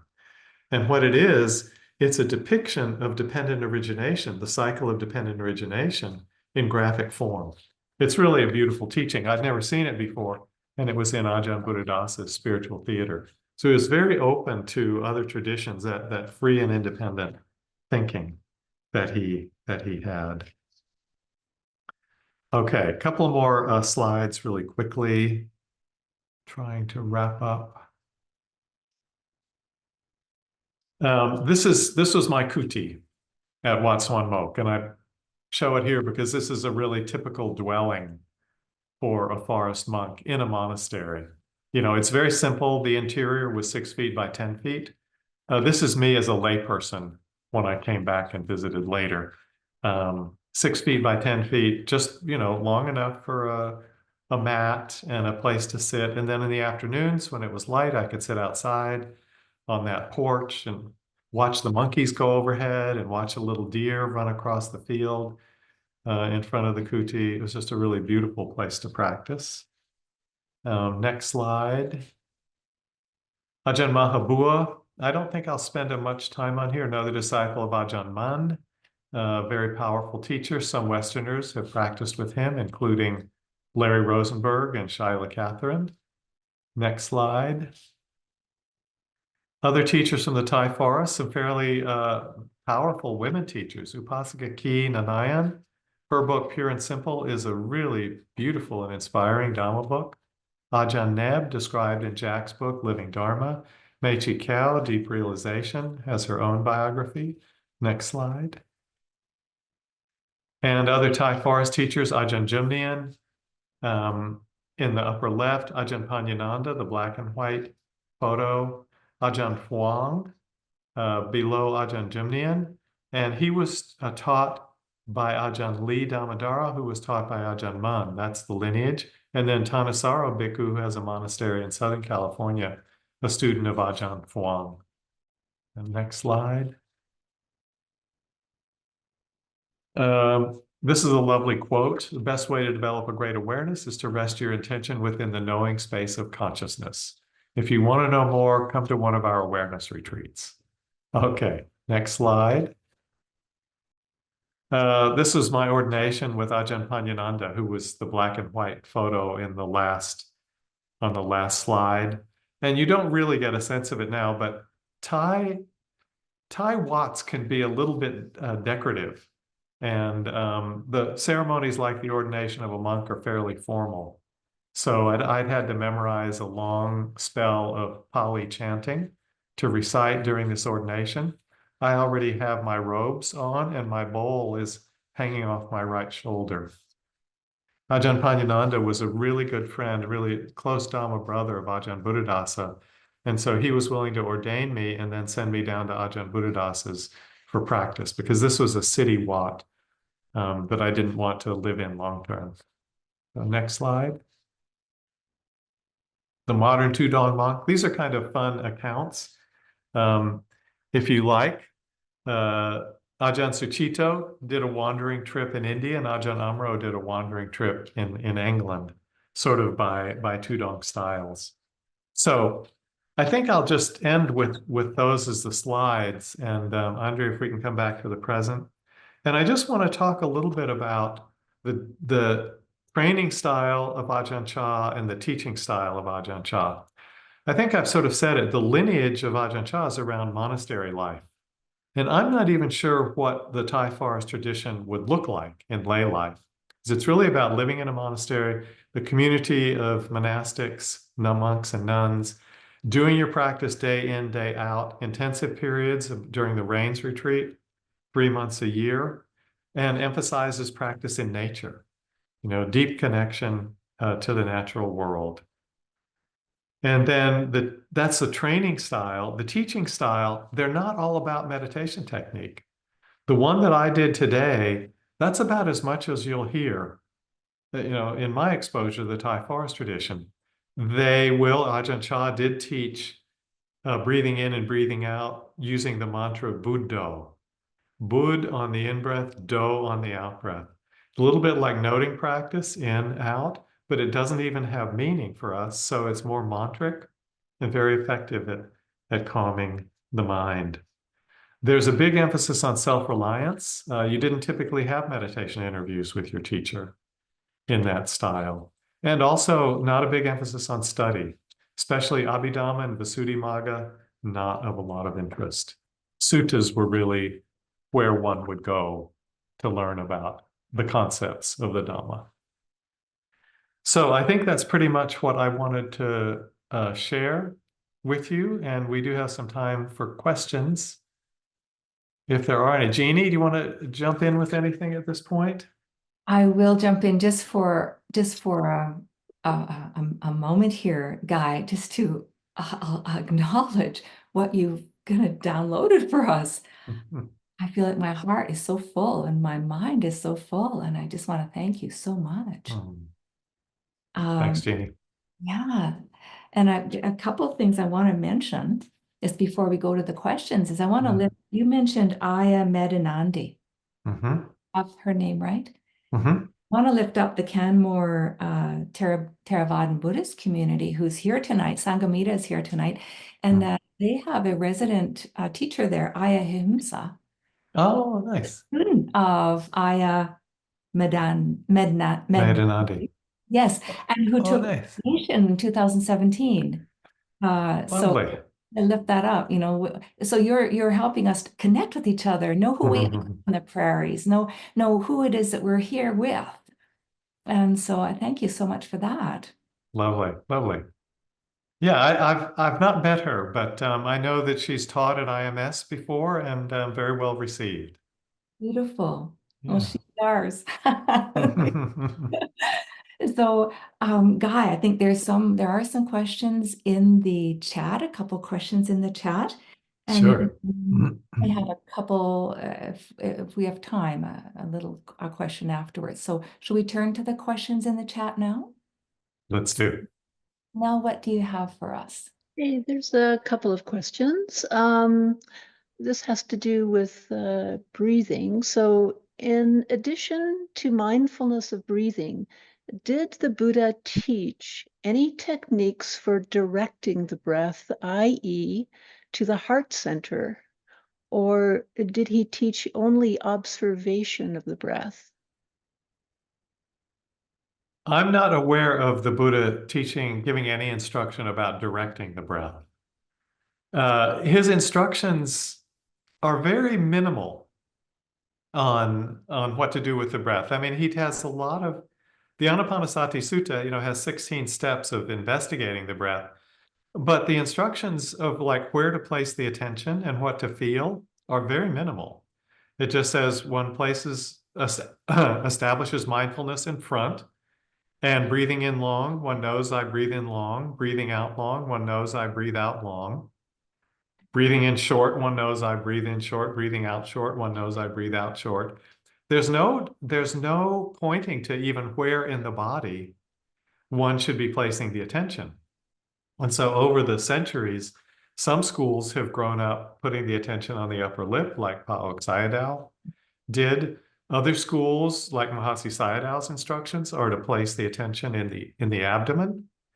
And there is a part in the Satipatthana Sutta and repeated in the Anapanasati Sutta where the Buddha gives the instruction, breathe in, experiencing the whole body. Breathe out, experiencing the whole body. Now, later commentators have taken this instruction, which seems to me very clear about the whole body, and said, oh no, he's not saying where to place your attention or to place your attention in your whole body. What he means is experience the whole body of the breath. That means from the start of the in-breath to the completion of the out-breath.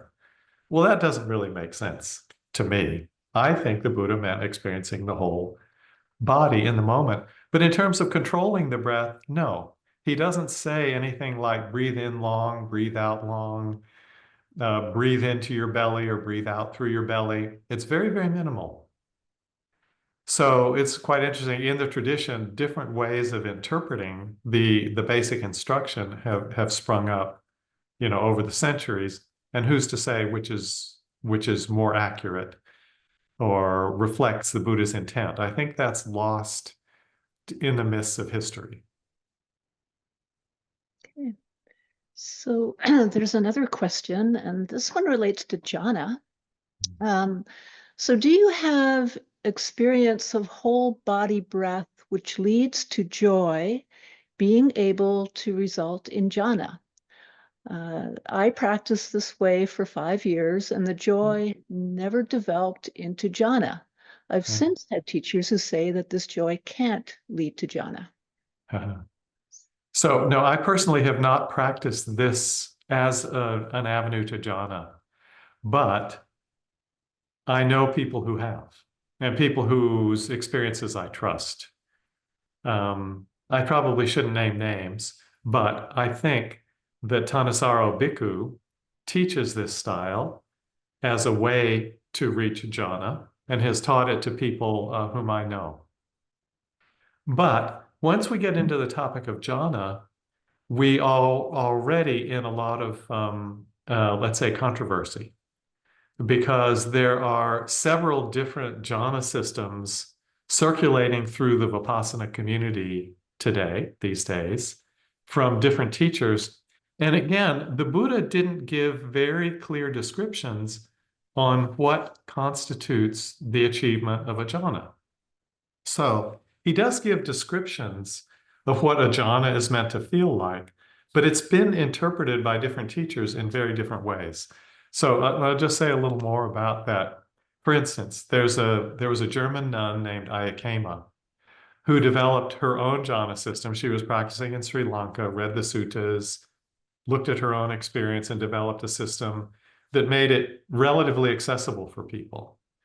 Her primary Western student is Lee Brasington. And Lee is teaching that system of jhana, quite frequently in the West today. That was described in the Visuddhimagga, 5th century meditation manual, which a lot of Theravadins have taken up and practiced with.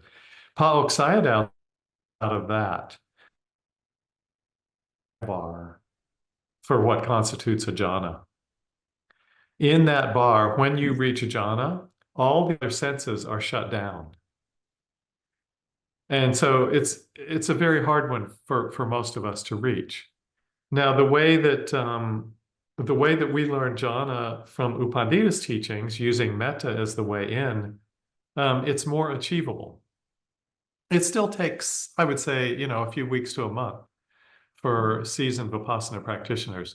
So the main thing I would say about jhana practice is it takes time. And if I was going to encourage someone to aim to practice jhana, I would encourage them to plan to be on retreat, silent retreat, for at least a month to explore if jhana was going to be accessible for them or not.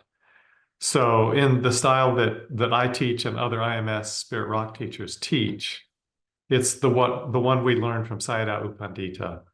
And it does take several weeks, to at least a month for experienced meditators to enter. So entering jhana is not an easy, or simple overnight kind of practice. But based on Thanissaro Bhikkhu's experience, I'm quite confident that the whole body breathing can lead to jhana. Okay, so there's one more question here. So are these Asian centers still developing a next generation of teachers, and will they continue to influence Western centers and teachers? Oh boy. That's a question really near and dear to my heart, because almost all the teachers that I talked about tonight are dead now. The only ones who aren't, that I can think of, the Asian teachers, are Ajahn Jumnian and Sayadaw U Tejaniya. And I'm kind of glad you asked this, because I wanted to show this tonight. There's a book written by Jack Kornfield. It was his first book, called Living Buddhist Masters. And it was quite a lovely book. He published it in the late 70s, and it was around a lot when I was early at IMS. And it has his interviews and selections from the teachers of the famous masters at that time, who included Deepama and Goenkaji and Mahasi Sayadaw and Ajahn Jumnian and Ajahn Chah and Ajahn Mahabua and so forth. Unfortunately, the title Living Buddhist Masters is no longer accurate because I think everyone but Ajahn Jumnian has now passed away. So this book has been reissued. It is in print, but now it's called Living Dharma. So there were a bunch of very influential meditation teachers, and it's an object of real concern to me that I'm not seeing the next generation of really skilled teachers coming up in Burma and Thailand. And I often ask when a lot of my friends are still strongly connected in Burma and Thailand, and I often ask them, are there any young teachers that A, would like Western students, B, have a center where the Western student could go and practice for months, if not years, C, be willing to teach them, clear meditation, D, be able to speak English and give some Dharma talks. I've never found a positive answer to that question. I've asked people in Burma and I've asked people in Thailand. So if somebody came to me today and say, hey, I'd like to go to Burma or Thailand and practice and possibly to ordain, where should I go? I don't know of any place really to send them. And the one place that was attractive for a few years was Sayadaw U Tejaniya's center. I think it's called Shui U Min outside of Rangoon in Burma, because he's relatively young. He's a good teacher. But unfortunately, with the civil war in Burma, it's not advisable from my view for anybody to travel there to practice. And his monastery's gotten very crowded anyway with local people. So I don't know the answer to that about a younger generation growing up and, at least being available to Westerners the way teachers were, 40 years ago. Mm. But the flip side of that is I think it puts even more responsibility on our shoulders in the West to carry forward the teachings we've received, share them as widely as possible, and practice as deeply as we can, to really touch some of the same depths as those masters touched and were able to convey. I think in the end, what a Dharma teacher shares is the depth of their own realization. We can say many different words and learn many different approaches, but I think in the end, what we share is our own understanding. And the deeper that is, the more people will be touched. Mm. Mm. Guy, thank you. Yes. Anything else now? Well, there does seem to be one more question here. It showed up in the chat. So it's a whole different topic. What was it like to be employed in tech and then go out on all these retreats and study and then return to tech work? Yeah, I had kind of an unusual trajectory in my life. Just briefly, I started off with a bachelor's degree in physics, and then I went in the Peace Corps for a couple of years.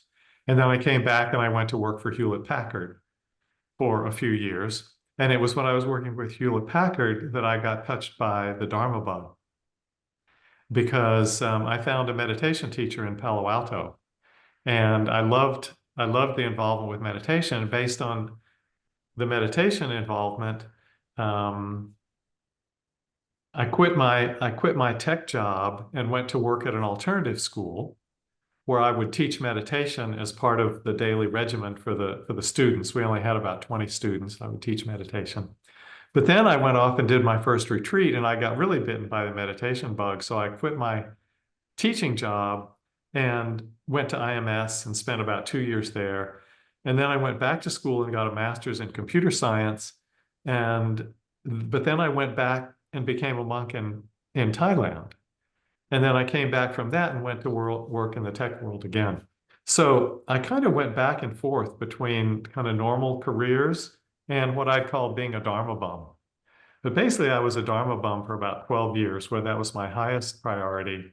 And I just would work enough to get money to go do some more meditation retreats. And then when I finished my last spell of tech work, I got back into Dharma teaching, and it was sustainable. So I stayed there. But for me, it's been very enriching. You know, I've enjoyed going across the two worlds, and I still love the tech world, but I love the Dharma world better.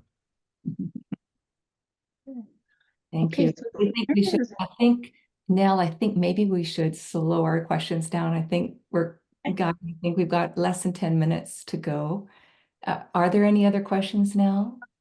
we can make this one the last question.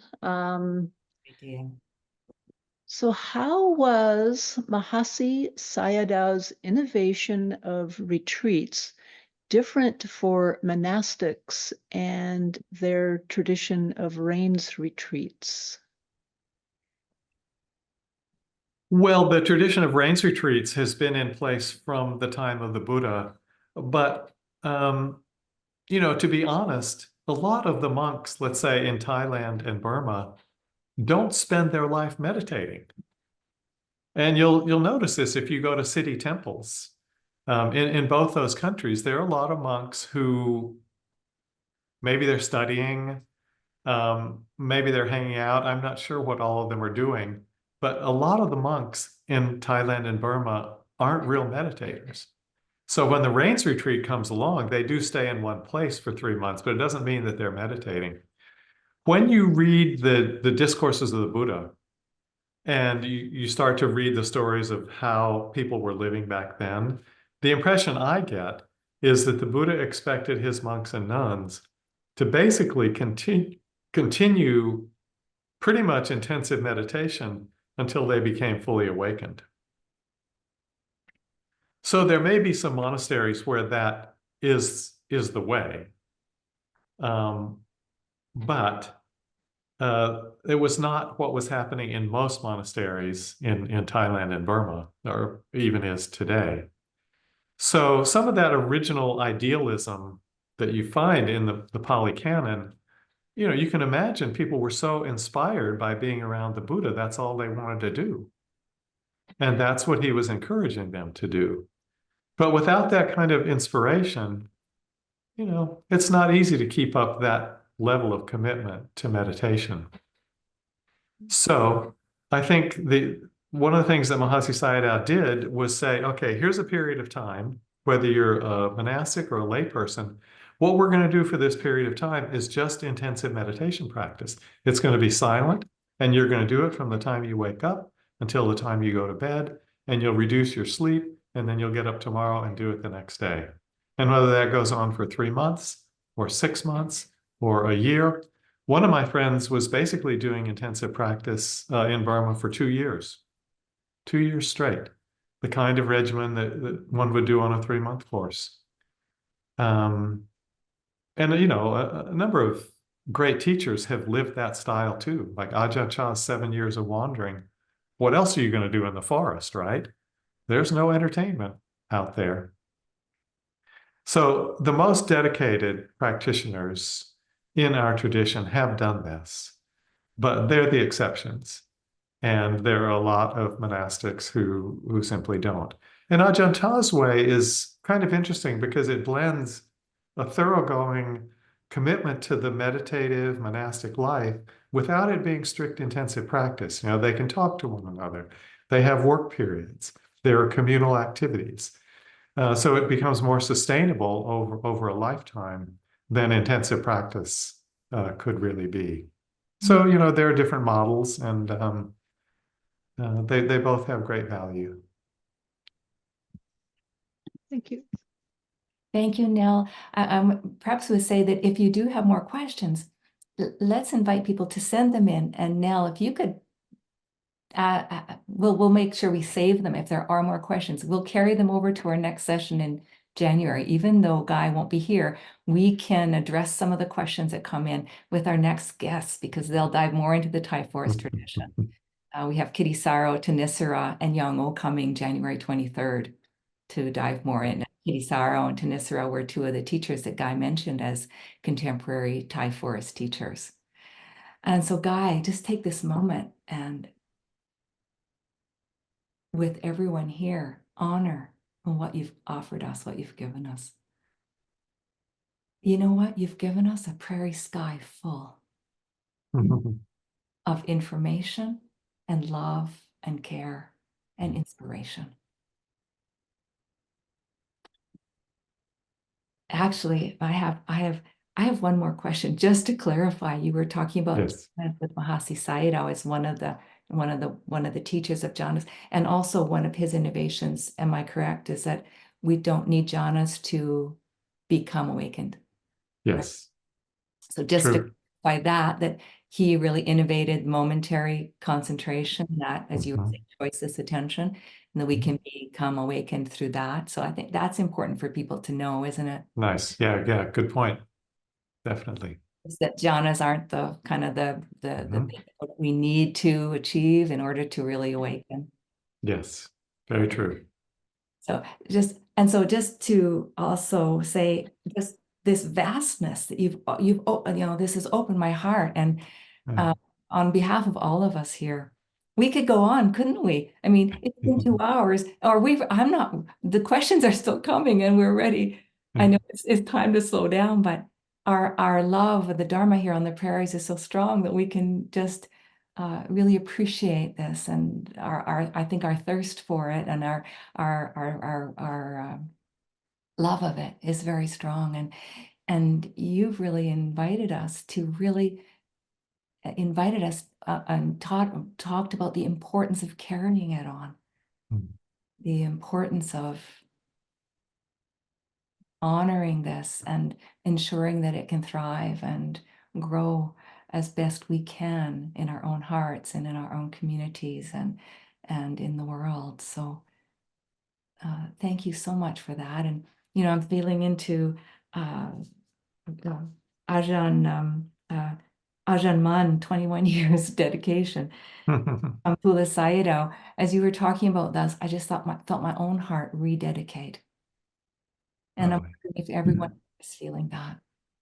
Lovely. Own heart dedicating, your own heart rededicating, your own heart, picking up the Dharma and holding it close. And so, Guy, I think you've invited us all into that reaffirmation, rededication to this precious practice. And so on all of our behalf, thank you so much. Jeannie, thank you for creating the project. It struck me as a great idea when I first heard about it, and I'm really happy that you've done it and supported by the other Prairie Sanghas, and it's moving forward. So I've appreciated my time with you all. It's not every day I get to talk about these things with anybody. So it's been a lot of fun for me to think back over the teachers I've had contact with and the way the lineages have come down in the present. And Jeannie, you're going to be carrying it forward now. Well, with the whole prairie moving forward together, and best we can, carrying this forward together. May it be so. May it be so. May it be so. May it be so. Friends in the Dhamma. Let's unmute all together and offer. Just feel this in your heart. I know each person is committed to the Dhamma. We know that our collective heart loves the Dhamma. Let's just take a moment and dedicate the merit of our Dhamma. And then we'll unmute and say goodbye and thank you together. Thank you. The love of the Dhamma in our collective heart. May this support and nourish our own heart. And sending our thanks and our dedication or merit to Guy and in appreciation for all of his teaching. And sending it out also to the whole world.